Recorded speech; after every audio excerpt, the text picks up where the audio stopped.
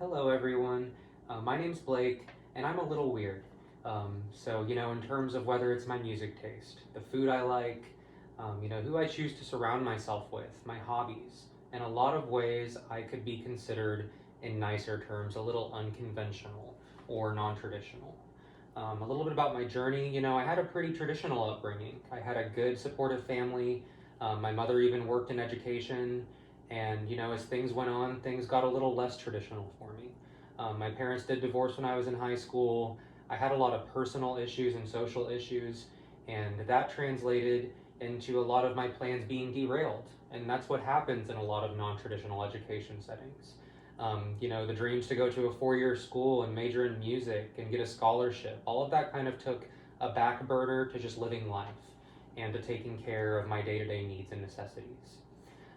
So I kind of want to share with you how I went through that journey and how things shifted for me and what I really did to kind of turn the narrative around. The first way I would say that really happened for me was balance. I feel like that's something that a lot of traditional students, not trying to overgeneralize or oversimplify, but it's something that isn't as big of a priority for them.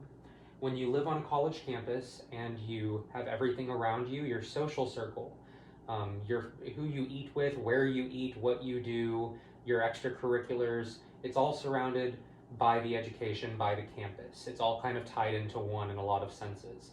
So when it comes to students who may be commuters or students who go to community college, balance is a lot harder. It's a lot more transient and things change a lot easier when you're living at home and you're working. You have kids, you have a house to take care of. So finding a balance is important. And a good way I try to remind myself to do that is putting myself first. At surface level, that may seem kind of self-serving or selfish, but it's really not, because putting yourself first makes other people around you happy. When you take care of yourself, it makes you better, so other people are happier around you as well. Whenever you might have a partner or a family member and you're in a bad mood and they're in a great mood, you're going to have an effect on them. So taking care of yourself, putting yourself first, will let you be more successful and everyone around you happier as well. Another topic, my least favorite topic, would be organization. I don't like planners, I don't like scheduling.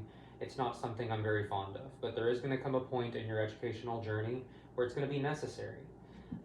Whether it's an app on your phone, a calendar app, a physical paper schedule, there's going to be a time where you need to keep tabs on things as a non-traditional student.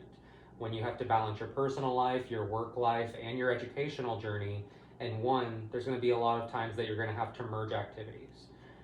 Speaking of merging activities, there are a lot of good ways to do that, and it may not always be ideal, but there are going to be times, for example, where a partner wants to watch a TV show that you have zero interest in. And you can say, I'm going to work on homework while you're doing that, but I'll still watch the show. And you end up getting the best of both worlds. There are ways to merge and there are ways to compromise. Third topic that brings me to is really underlying beneath all of these topics is truly being ready. And I don't mean on paper where you say you're ready, technically I have the money, I have the time, I'm ready. That's not always it. It's a mental barrier, and it's mentally being ready and knowing what you want and knowing how you want to get there. It may sound cliche, but surrounding yourself with others that are like-minded can help you be ready, get you in that headspace and in that mindset. It is really helpful. It does sound cliche, but when you see others that may be doing the same thing you're doing, or may even be further along than you, that gives you motivation to push forward and keep going. Also, do not rush. An exception for some science classes, there's really no expiration date on classes. Keep going, keep pushing along at your own speed. It's better to get 2 A's in a semester rather than 4 C's. And my mom always says, in 5 years you will be somewhere. Whether you're paying your bills, you're working, you're living, you're going to be living life in 5 years. So why not spend the time in the meantime doing something meaningful with it and making a future for yourself? Bottom line, it's okay to be bold, it's okay to be different, it's okay to be a trailblazer. It may not always feel comfortable at the time. It doesn't always feel good to be the only person doing something around you. But it's okay, you're different, and that's something you need to embrace.